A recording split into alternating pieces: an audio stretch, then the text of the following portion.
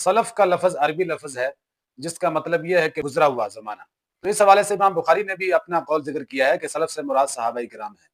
اور اگر اس کی عمومی طور پر تعریف کی جائے تو اس سے مراد 3 ایسے زمانے ہیں جس کے متعلق رسول اللہ صلی اللہ علیہ وسلم کی صحیح احادیث، صحیح مسلم اور صحیح بخاری کی حدیث ہے، خیر القرون قرنی ثم الذین یلونہم ثم الذین یلونہم، سب سے بہترین جو زمانہ وہ میرا زمانہ، پھر اس کے بعد کے لوگوں کا زمانہ، پھر ان کے بعد کے زمانہ۔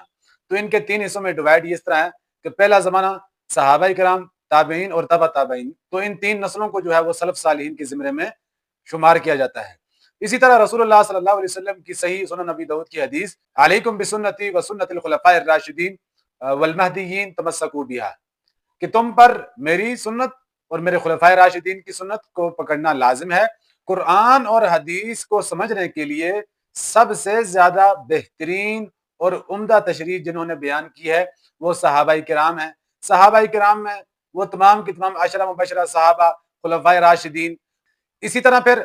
صحابہ کرام کے شاگردوں کو تابعین کا لقب دیا جاتا ہے، اور ان تابعین میں سعید بن مسیب، عروہ بن زبیر، امام مجاہد، امام نافع رحمہم اللہ اجمعین۔ تابعین کے شاگرد جن میں تبع تابعین کا نام دیا جاتا ہے ان میں امام مالک، امام ابو حنیفہ، سفیان ثوری